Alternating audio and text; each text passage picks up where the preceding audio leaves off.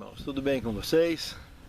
Para mim é uma grande satisfação revê-los em mais uma oportunidade de abrirmos a Palavra de Deus e estudarmos.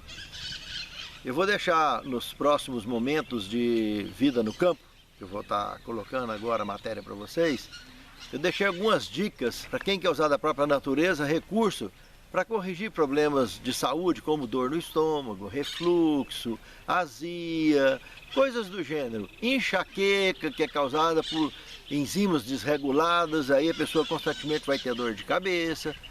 E também regula a glicemia, com uma pequena modificação. Eu vou deixar a dica aí para vocês dentro do Minutos de Vida no Campo agora. Já já voltaremos para retomarmos o estudo da lição. Até já! Aqui, essa aqui é a curriola. Uma fruta deliciosa, cheirosa, conhecida também como figueira do campo. E a casca com entrecasca dessa madeira, na água, regula a glicemia e ajuda a regular inclusive as enzimas do organismo. Lógico, se tem que misturar com outras também, como a pacari, como o pau-terra e a mangaba.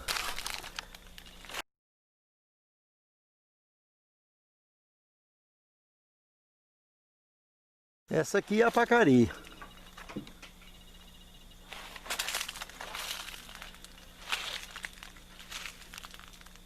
É fundamental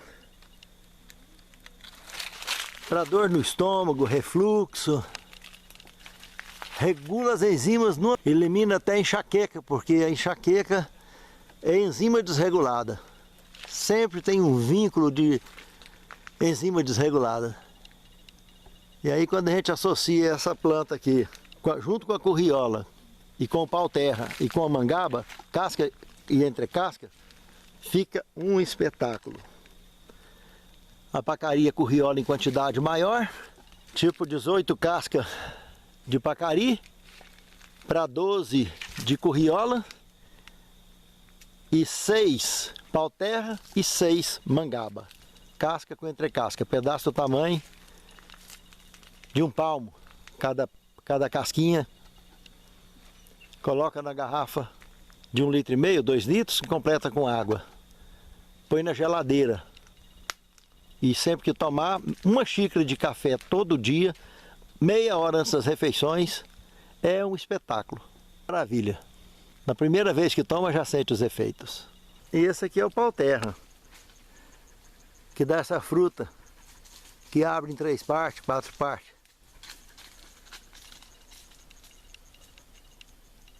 Então tá aí, uma receita bacana para quem quer regular os problemas digestivos.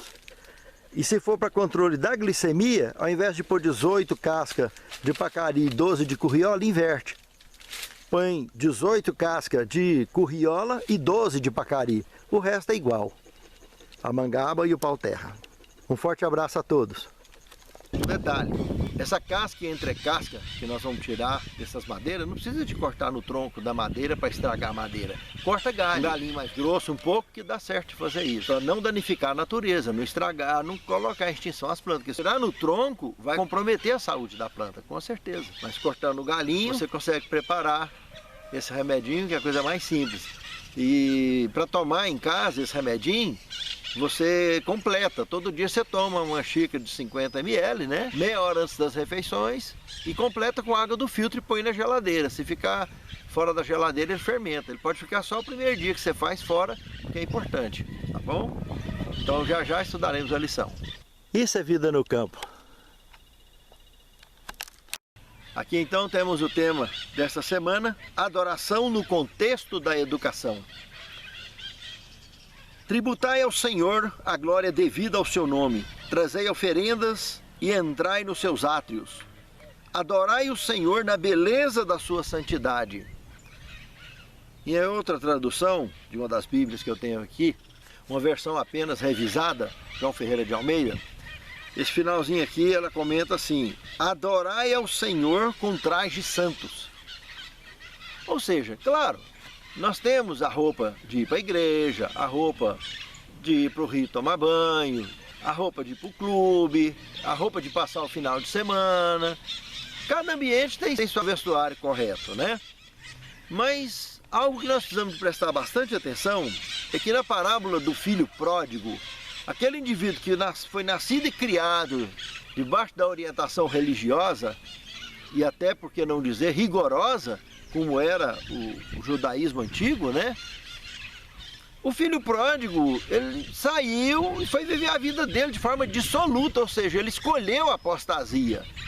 Quando ele viu que estava no pior da vida dele, ele não estava comendo, não era a carne do porco, ele estava comendo a comida do porco. Pensa que situação, irmãos. O que é pior? E esse indivíduo resolve cair a consciência de que lá na casa dele, como empregado, ele ia ficar numa vida de luxo, comparado ao que ele estava vivendo ali. E lembrando que esse filho pródigo representa todos aqueles que resolvem tirar férias do Senhor, que resolvem andar sem Deus uma temporada, que resolvem ficar com um pé dentro e outro fora da verdade e dos caminhos de Deus. Ele resolveu voltar os dois pés para o caminho de Deus.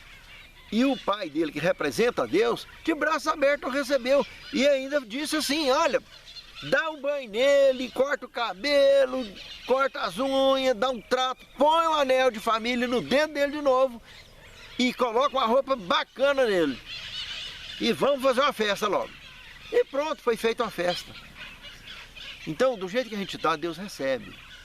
Mas dentro do estado de consciência, lembra que esse pai preparou esse indivíduo para poder viver de novo na presença de Deus, ou seja, retomar o estado de consciência de normalidade daqueles que servem ao Senhor. É uma lição que deve ficar marcada para nós. Do jeito que está, Deus vai nos receber. Ele não vai rejeitar ninguém. Mas tendo a consciência, lembre-se que todo ambiente não precisa de ter roupa cara, nada. Aquela que é a melhor roupa que eu tenho é aquela que eu vou adorar a Deus em espírito e em verdade, lá na casa de Deus. Mas aonde eu estiver, com a roupa que eu tiver, eu vou orar a Deus, eu tenho certeza que Ele vai me ouvir e Ele vai me conduzir. Pense nisso, amado irmão.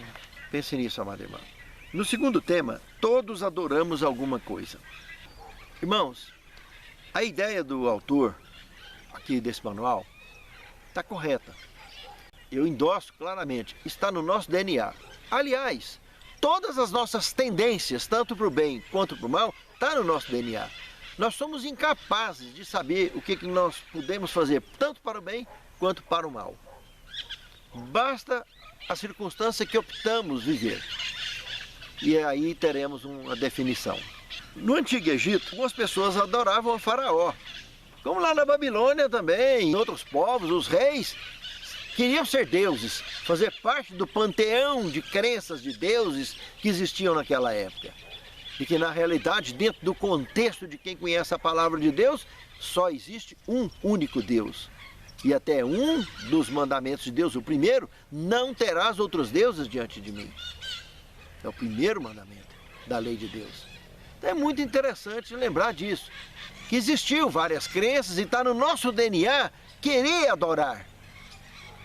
Agora, tem no nosso DNA, na originalidade que foi criado Adão e Eva, essa propensão que temos de adorar o único e verdadeiro Deus.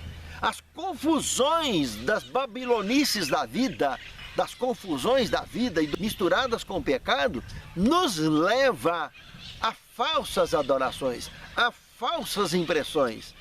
E aquela das pessoas estar achando que está fazendo o que é certo, não, Deus não vai se importar com isso, Deus não vai fazer conta disso não, isso não é nada não, coisa à toa, bobagem. E vai fazendo do jeito que quer. Depois Deus não ouve a oração. Veja, irmãos, Deus não obriga ninguém realmente a fazer nada, a aceitar nada, a seguir nada. Mas Ele não é obrigado a aceitar ninguém lá no céu. Ele não é obrigado a atender a sua oração. Se você está conectado com Deus, com certeza Ele está atento à sua oração. E a chance dele te atender é muito alta. Mas porque você está andando nos caminhos dele.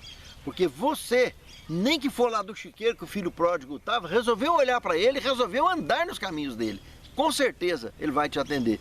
Tem 3 respostas para as nossas orações. Sim, não e espera um pouco. Mas que Ele vai atender, Ele vai.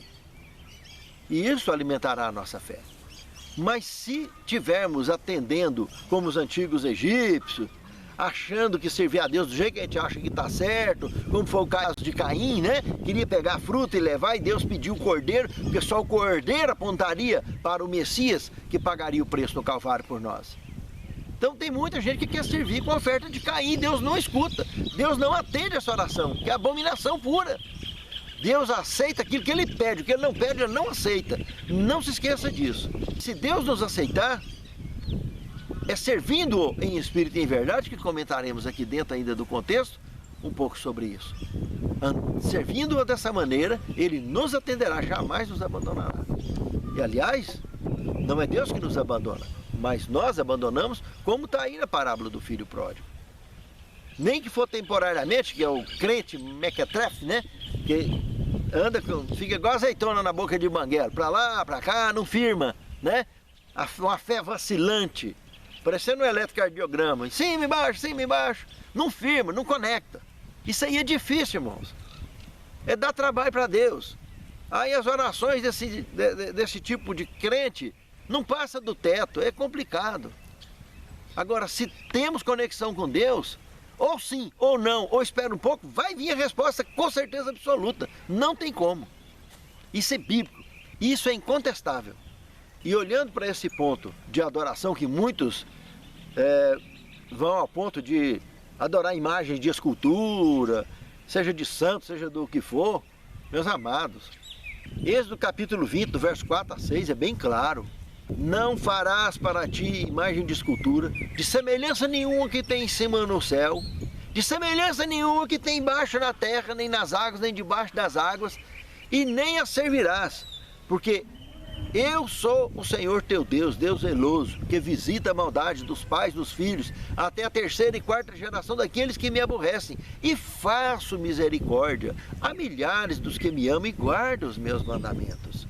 Irmãos, precisa de ser um mandamento mais claro, e que infelizmente entre o ano 321 e o ano 323 se cumpriu a profecia de Daniel 7:25, que cuidariam em mudar os tempos e a lei de Deus. E nós sabemos que tanto o calendário quanto a lei de Deus foi colocado um tal de catecismo dominical, um documento que o representante religioso desta religião, conhecido então como Papa, se acha o substituto de Deus aqui na terra, tanto que se autodenomina vicário vis filii Dei, substituto do Filho de Deus. Meus amados, ele se acha então no direito de manter essa mudança e de fazer qualquer outra mudança, tanto na lei quanto nos mandamentos, em qualquer lugar. E aí infestou a igreja que um dia veio dos apóstolos, de fato é indiscutível isso. A igreja fundada pelo próprio Cristo e não por Pedro. E uma série de lideranças veio até quando chega então no ano 323, acontece o cumprimento dessa profecia. Tirar esse mandamento que eu acabei de citar, de Êxodo 20, de 4 a 6, das imagens de escultura, porque justamente queria colocar a imagem de escultura dentro da igreja. E aí, como ficou só 9, dividiu o último em 2 para continuar 10, que é não cobiçar a mulher do próximo nem as coisas alheias. Dividiu em 2, que é só um aí no mandamento. De Êxodo 20, de 3 a 20. E lembra do outro detalhe, lá no Apocalipse capítulo 13, do verso de 11 a 18, vai surgir um momento que esse sistema de anticristo vai exigir da terra a adoração, e vai ser exigida por uma outra besta ainda, a besta americana, que é a besta que sobe da terra, que é o sistema político protestante religioso americano, é que vai estar de lá surgindo um governo mundial. Porque a soberania mundial de quem ganhou a Segunda Guerra é americana, não tem como pensar que não, é Macron na França, não sei quem, em qualquer lugar, conversa. Por mais que qualquer outra nação tenha superioridade bélica ou financeira, para ela se declarar líder mundial, ela tem que derrubar os Estados Unidos e tem que ser com guerra, e isso não vai acontecer. Está acontecendo, mas de forma diferenciada, é com pandemia, confusão, derruba a igreja, quebra as nações, compra as outras nações, compra o governador, compra o prefeito, aí compra lá também um esquerdista lá dentro dos Estados Unidos que levanta como líder mundial e vai desencadear o processo. Isso é incontestável, é indiscutível. Só não vê quem não quer. Não precisa de ser nenhum teólogo para ver isso. A simples conexão com assim está escrito é suficiente. E vai exigir lá, para que ninguém possa comprar ou vender, senão aquele que tiver compromisso com essa encrenca de anticristo, chamado então de sinal da besta e coisas do gênero. E dentro do Escatologia, se você entrar aí no meu canal, no Escatologia, versão 5, você vai estudar em detalhes esses assuntos, vai conhecer tudo. São 40 aulas e vale a pena. Entra lá e assista. Que a lição está tentando nos mostrar, meus amados, é que todos adoramos alguma coisa. Conecte-se com a luz, com Deus, com a verdade, com a sua palavra, e você sempre adorará a Deus. Mas se você não estiver conectado com a luz, você estará conectado com as trevas. Jesus foi claro nisso. Se no teu olho tiver luz, todo o seu corpo será luz. Mas se no teu olho tiver trevas, todo o seu corpo será trevas. Pense nisso, é muito sério, irmãos. O terceiro tema, que os transmitissem aos seus filhos. Essa é outra ideia fantástica que tanto em várias partes da Bíblia é apresentada. Aqui no Salmo 78, de 1 a 17, é um desses lugares. A educação do reino de Deus, do reino eterno, deve ser transmitida de pai para filho. E isso é uma forma, não que vai garantir que a pessoa não vai cair amanhã, mas que pelo menos vai ter uma semente boa plantada no meio do seu peito, que pode render muito amanhã. Mesmo que ele se perca como filho pródigo. Mas pode retomar porque foi plantada uma boa semente. Uma semente de alta qualidade. Mas isso é bem possível quando plantado. Mas se não plantar, vai esperar o quê que se colha? Só Deus mesmo para acudir mais tarde com as experiências da vida que aquele indivíduo tivesse. Você não plantou como pai, como mãe. Mas Deus assim mesmo não descuida. Mas um dia ele vai chamar, cadê o filho que eu te dei? O que você vai fazer? Já pensou nisso? É sério esse assunto. Precisamos de transmitir. Enquanto nós temos o contato com esses filhos, independente da idade, não deixar de transmitir a luz dessa conexão. Porque pai e mãe são pai e mãe para sempre. Pense nisso. Um outro detalhe, também apresentado nesse contexto do Salmo aqui, que dentro da história do êxodo que o povo de Israel passou, e as histórias da Bíblia de um modo geral, todas elas trazem experiências muito fortes, muito impactantes da relação do povo de Deus com Deus. Tanto daqueles que apostataram, quanto daqueles que se promoveram espiritualmente diante da nação hebreia. É muito importante, irmãos, transmitir essas histórias, que elas estão constantemente fortalecidas, e a cada vez que abre a palavra de Deus, lições novas temos a aprender de algo que já aconteceu há mais de 1500 anos antes de Cristo. E de lá para cá, todas as experiências da palavra de Deus têm esse mesmo impacto. Porque a ideia que o texto bíblico trabalha dessa transmissão de pai para filhos, dessa semente de alta qualidade, é que sempre uma boa semente, uma hora ela vai vingar. Pode ter certeza. Se plantamos, fizemos a nossa parte, não desanime, pode esperar, que ela vai brotar a qualquer hora. Mesmo aquelas plantas que nasceram, já murchou alguns galhos, mas quando ano com a chuvinha nova, parece um brotinho daqui, um brotinho dali. A qualquer momento, em qualquer experiência braba que aquele indivíduo enfrentar, pode ter certeza, vai florescer de novo e vai dar frutos. Não desanime se você já plantou a semente. Se não plantou, nunca é tarde. Enquanto você tem contato com seus filhos, plante, não custa nada. Mesmo num terreno antigo, num terreno velho, pode plantar que dá. Então essa ex-prostituta, porque sabia que o coração dela tinha uma semente boa, que alguém tinha plantado um dia. Não sei se é pai, se é mãe ou quem quer que seja. E Jesus mesmo, quando percebeu o brotinho, já foi lá e regou com tanta preciosidade, que aquela mulher se tornou uma grande missionária. Ela queria sair ali e chamar a cidade toda para ouvir ele. No capítulo 4, verso 23, Jesus fala para ela assim: a hora vem, e agora é, em que os verdadeiros adoradores adorarão o Pai em espírito e em verdade. Porque o Pai procura a tais que assim o adorem. Olha que lindo, irmãos, que profundo. Jesus reconheceu naquela mulher essa semente brotadinha no coração dela, com os brotinhos mais bonitos. Mesmo ela vivendo a vida que ela estava vivendo, ela tinha o brotinho vivo. E Jesus identificou ela como uma verdadeira adoradora, que ela podia, só questão de escolha, se tornar uma verdadeira adoradora daqui para frente e não ficar naquela vida vacilante que ela vinha vivendo. E assim ela fez. E é o mesmo que serve de lição para mim e para você. Que Deus nos abençoe e que possamos aproveitar essas lições para as nossas vidas. No quinto tema, a beleza da santidade. Aqui em 1 Crônicas, no capítulo 16, do verso 1 ao 36, temos alguns destaques interessantes. No verso 30, por exemplo, tem: trema diante do Senhor toda a terra. Irmãos, tem gente que brinca com Deus, acha que Deus é Deus de brincadeira, não leva a sério a sua palavra, não leva a sério as suas orientações. E é muito grave isso, irmãos.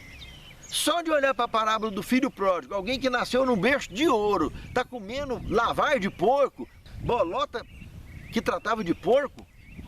Pensa, irmãos, que depressão que esse indivíduo mergulhou para ver a riqueza derreter do dia para a noite e a vida dele ir por meio da miséria desse jeito. Tente se colocar no lugar desse moço e olhar para trás e lembrar que os empregados que dormiam nos quartinhos lá no fundo tinham uma vida de luxo comparado com o que estava passando dentro daquele chiqueiro. E é exatamente isso que acontece com as pessoas que brincam com Deus. Acham que Deus é Deus de brincadeira. Pense nisso, meu amado irmão. É muito sério. Tem gente que gosta de brincar. Não, agora eu vou resolver tomar uma bebidinha, tomar uma cervejinha.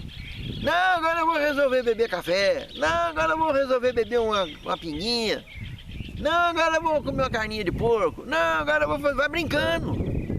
Do dia para a noite você peteca com câncer aí e não sabe o que foi. Tem problemas mais graves na sua saúde, você não sabe o que foi. Porque brincou. Entende, irmãos? E muitas outras coisas que as pessoas fazem que é brincar com Deus. Não adora a Deus em espírito e em verdade, não respeita a sua palavra. Um outro ponto que nós devemos analisar aqui dentro desse contexto de 1 Crônica 16, de 1 a 36, é que a forma de adoração a Deus é algo muito sério. Já tem alguns anos que a igreja foi invadida por estilo de culto gospel e de música gospel. Estilos que, na música, pega letras de hinos, letras sacras, religiosas, e coloca em músicas mundanas. No culto gospel, os pregadores deixou de exaltar a Cristo, deixou de trabalhar um sermão cristocêntrico para trabalhar a exaltação do eu. Mexe na emoção do povo, então, e agora vem pra frente, vamos todo mundo, em confusão, faz todo mundo chorar com a historinha daqui, historinha dali. E outros chegam ao extremo de correr o chapéu, né? Para ganhar muito dinheiro. Contrata verdadeiros teatros, né? Seja de cura, seja de palestrantes que têm o poder da palavra, de contar e desmanchar o povo de lágrimas e trazer muito dinheiro. Mas aonde não tem o evangelho da prosperidade, que é uma abominação dentro do estilo da Bíblia, porque Jesus deixou bem claro que as raposas têm seus covis, as aves têm seus ninhos, o filho do homem não tem nem onde reclinar a cabeça. E tem muito religioso que pegou essas páginas da Bíblia e jogou fora, né? Que pratica o evangelho da prosperidade. Mas tem dentro da igreja mesmo, aí os pregadores que vai não faz a prosperidade, os que não faz, né? Porque tem alguns que levam para esse lado também. Mas aí, dentro da igreja, o cara vai pregar e tá conta, tá ele que fica como bonito da história. Não, que pregador demais. Então isso é uma brincadeira, é brincar com Deus, é fazer esse tipo de sermão onde deixa de exaltar a Cristo e passa a exaltar o pregador. O pregador é um mortal, qualquer outro, passou para debaixo do chão, a formiga entra no ouvido, sai na boca, igualzinho. Nós não somos nada, nós não passamos de trapo de imundícia comparado com a beleza e santidade de Deus. Pense nisso, meu amado irmão. Quando pregar, exalte a Cristo. Seja cristocêntrico o sermão. Porque estilo de culto gospel já era. Isso não adora a Deus em espírito e em verdade. Isso não tem futuro. Mexe nas emoções, mas mutila seu DNA espiritual. Te leva para adorações que vai fazer as suas orações ficar pregadas no teto da sua casa. Pense nisso. Nem no teto da casa, nem no teto da igreja, não foi feito para poder segurar a oração. Adorar a Deus em espírito e em verdade, e adorar como orientado na palavra de Deus, o exemplo é os sermões que Cristo fez, que os apóstolos fizeram. Aonde você já viu Cristo está chamando os outros para frente, os apóstolos estão chamando os outros para frente? Não, meus irmãos, isso não existe. Não tem fundamento bíblico. Toda regra de fé para o cristianismo, para a relação de adoração com Deus, está na palavra de Deus. Não assim está escrito. Pense nisso. É gravíssimo isso que eu estou falando. E tem a base bíblica para isso, como estou apresentando. O padrão de beleza e santidade ao Senhor tem que ser revisto por uma grande maioria do mundo religioso hoje, antes que seja tarde demais. Sexto tema, idolatria na educação. Marcos capítulo 7, do verso 1 ao 13. Nós temos aqui a história da tradição dos anciãos. Numa certa feita, Jesus vinha com seus apóstolos e aí foram tomar a refeição. E Jesus está sempre acompanhado, além dos apóstolos, de uma multidão de gente. E sempre tinha um bloco de líderes religiosos da sua religião que também estava por perto, sempre tinha. E aí nessa ocasião, eles perceberam que o jeito que os apóstolos foram comer, que eles lavaram a mão, não era de acordo, não era conforme a tradição, que eles vinham, lavavam daqui do ombro e tal, e lavavam, enxugavam. Aí eles vieram importunar Jesus com esse assunto. Mas vem cá, eles não seguem a tradição dos anciãos, por quê? E tal, papapá, né? Quantas gerações, né, irmãos? Já mais de 200 anos que a religião de Cristo já vinha se dividindo. Saduceus, fariseus, essênios, zelotes. Ali nos dias de Cristo já tinha esses 4 segmentos dentro da religião judaica. Tradições, ritos humanos, criações humanas. E isso não para. Em todas as religiões, sem exceção, isso não para, continua. E isso não é adorar a Deus, irmãos. Isso distancia as pessoas de Deus. São estratégias demoníacas para deturpar a verdadeira adoração. E Jesus deu um golpe tão duro neles. Falou, rapaz, o que entra pela boca faz mal para ninguém não, rapaz. Faz mal o que sai da boca. Jesus não estava se referindo à alimentação, isso é claro. Jesus estava falando dos adultérios. Jesus estava falando das maldades, das fofocas, das blasfêmias, das mundanices que a boca do ser humano vive cheia, dos terríveis desejos que todos nós convivemos o tempo todo. Irmãos, Jesus virou para eles e falou, olha, vocês inventou um tal de corbã para poder prejudicar os seus pais, invalidando o mandamento de Deus. Quando vocês falam corbã, né, é oferta ao Senhor. Então, porque vocês dedicou aquele patrimônio que é dos seus pais, e eles já estão idosos, vocês dedicou a Deus, que vocês não vai dar nada disso para a igreja, se der vai ser uma esmola. Simplesmente é uma forma de vocês ignorar os pais de vocês, condenar eles a uma vida de isolamento, na velhice, e tomar o que é deles, invalidando o mandamento de deixar de honrar pai e mãe. É isso que vocês estão fazendo. Quer dizer, deu um cala-boca neles muito grande. E assim muitas outras coisas que nós inventamos às vezes, de tradições, que acaba forçando os filhos amanhã deixam a igreja. Por ignorância nossa, por atitudes erradas nossas. Todo pai, toda mãe erra. Mas nunca é tarde para consertar, nunca é tarde para corrigir. Pense nisso, amado irmão. Pense nisso, amada irmã. Não idolatre nada, nem na educação, nem nada na sua vida. Nas suas formas de ensino, nas tradições. Todos nós erramos, como eu disse, como pai e como mãe. Todo mundo quer evitar transferir os erros que recebeu dos seus pais para os seus filhos. Mas ainda cometemos novos erros e eles vão continuar cometendo também. Mas nunca é tarde para apresentarmos um estado de lucidez equilibrado, inspirado na Santa Escritura, para que eles possam entender que nós reconhecemos o nosso erro. E é uma forma de pedir desculpa, mudando de atitude, realinhando o comportamento, quem sabe ajudando eles a corrigir lá nos netos. Pense nisso. Não fique idolatrando aí tradições ou criando tradições, porque seu pai fazia assim, sua mãe fazia assim, você achava que é certo, pastor fulano fazia, ancião ciclano fazia, e era muito bom, era boa pessoa. Não, não é por aí. Adore a Deus em espírito e em verdade, que é o que está na palavra, não assim está escrito. E olhe muito bem para o que está escrito e aplique individualmente a sua vida, porque foi a pessoas como você e como eu que ele convidou para servir, para cumprir com essa missão de evangelizar o mundo. Pessoas mortais como nós, que estamos sujeitos a erros o tempo todo.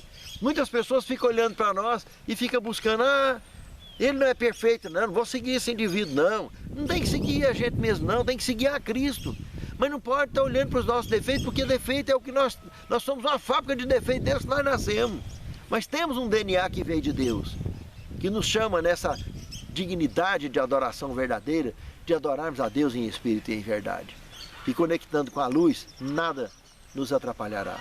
Pense nisso, é muito sério, meus amados. 7º tema, educação de morno é fatal. Irmãos, no livro de Jeremias, é enganoso é o coração mais que todas as coisas e desesperadamente corrupto. Só o quente do Apocalipse é que adora em espírito e em verdade. Santo Deus, ajude-nos a te adorar em espírito e em verdade. Que sejamos vitoriosos para a tua honra, a tua glória e teu louvor. Perdoe nossos pecados e faltas. É o que te suplicamos, agradecidos em nome de Jesus. Amém.